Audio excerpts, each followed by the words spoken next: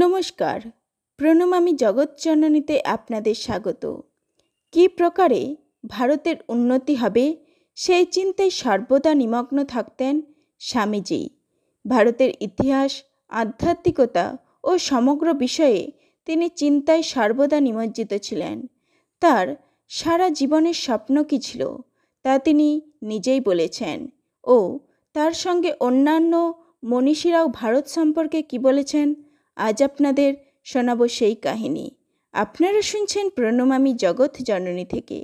এখানে নতুন হয়ে থাকলে এটি সাবস্ক্রাইব করে পাশে থাকা বেল আইকন ক্লিক করে রাখুন এ ধরনের আলোচনা সবার আগে পেতে।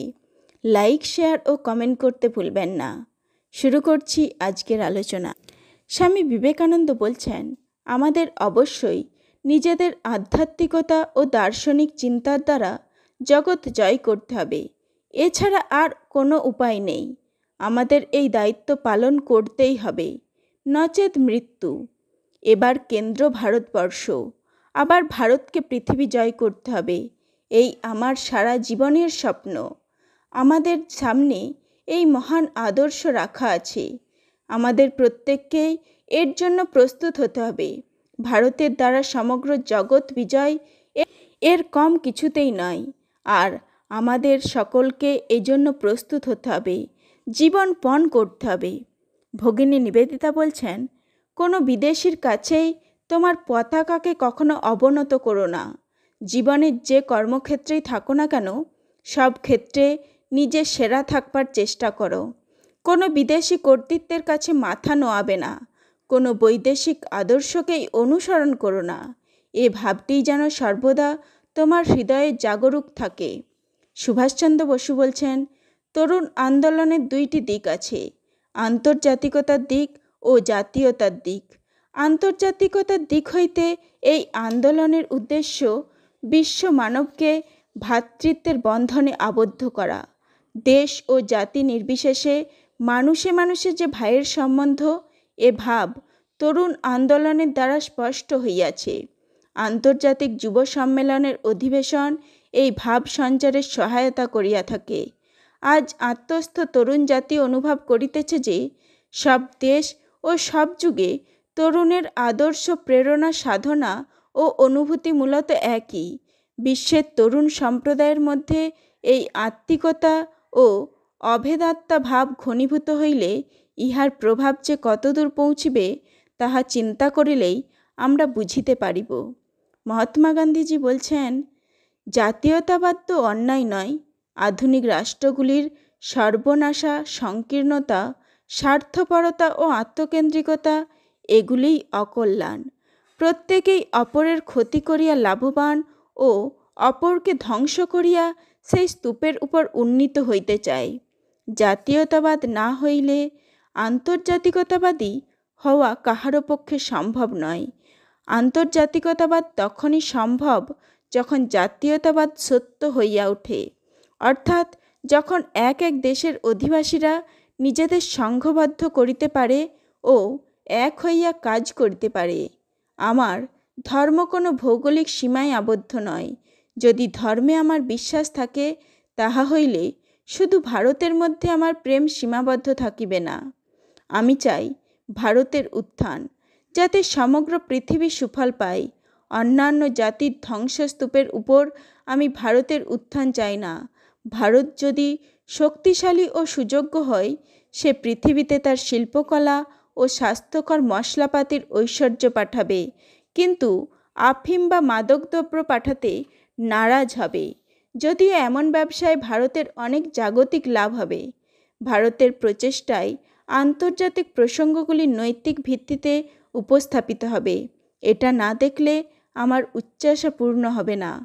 ভুল লুণ্ঠিত ভারত মানবজাতিকে কোনো আশার বাণী দিতে পারে না। বেদানতুর পৃথিবীতে শান্তি ও শুভেচ্ছার বার্তা দিতে পারে এক জাগ্রত স্বাধীন ভারত। রবীন্দ্রনাথ ঠাকুর এর সম্বন্ধে বলছেন, সাম্রাজ্যিকতা বোধকে ইউরোপ যেমন পরম মঙ্গল বলে মনে করছে এবং সেজন্য বিচিত্রভাবে সচেষ্ট হয়ে উঠেছে, বিশ্ববোধকেই ভারতবর্ষ মানবাত্মার পক্ষে তেমনি চরম পদার্থ বলিয়া জ্ঞান করেছিল এবং এইটিকে উদ্বোধিত করবার জন্য নানা দিকে তার চেষ্টাকে চালনা করেছে। বিশ্ববোধ ব্যাপারটি যত বড়, তার চৈতন্যও তত বড় হওয়া চাই। এই জন্যই গৃহীর ভোগে এবং যোগীর ত্যাগে সর্বত্রই এমনতর সাত্ত্বিক সাধনা। জিজ্ঞাসা নয়, জিঘাংসা নয়, প্রভুত্ব নয়, প্রবলতা নয়, বর্ণের সঙ্গে বর্ণের, ধর্মের সঙ্গে ধর্মের, সমাজের সঙ্গে সমাজের, স্বদেশের সঙ্গে বিদেশের ভেদ বিরোধ বিচ্ছেদ নয়। ছোট বড় আত্মপর সকলের মধ্যেই উদারভাবে প্রবেশের যে সাধনা, সেই সাধনাকেই আমরা আনন্দের সাথে বরণ করব। শ্রী অরবিন্দ এ সম্পর্কে বলছেন, সিগউইক এর মতে আধ্যাত্মিকতা বিস্তারের একটি বাসনা থেকেই প্রাকৃত বিস্তার এগিয়ে চলে। ইতিহাসও তা সমর্থন করে।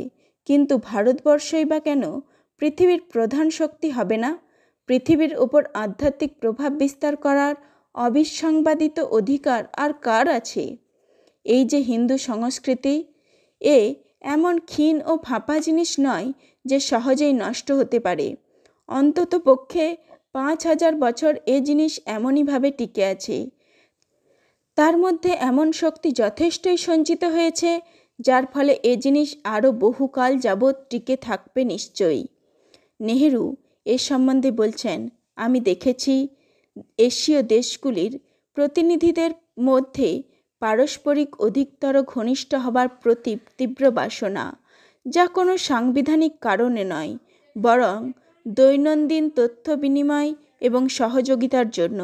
যুক্তরাষ্ট্রকে আমরা অবশ্যই সহায়তা করতে পারি, কারোকেই আবদ্ধ না করে। আমরা অন্যান্য বিষয়েও সহায়তা করতে পারি। আমি এশিয়াতে বা অন্যত্র ভারতের নেতৃত্ব সম্পর্কে কথা বলা অনুমোদন করি না। কিন্তু ঘটনা হলো, নেতৃত্বের প্রসঙ্গ আসুক না আসুক, এটা সত্য যে ভারতের ভৌগোলিক অবস্থান, ভারতের সম্পদ, ভারতের বিরাটত্ব, ভারতের শক্তি প্রভৃতি নানা বিষয়ে ভারতকে পূর্ব, দক্ষিণ ও পশ্চিম এশীয় দেশগুলির সহজতম মিলনভূমিতে পরিণত করেছে। নমস্কার, আজ এখানেই শেষ করছি। ধন্যবাদ।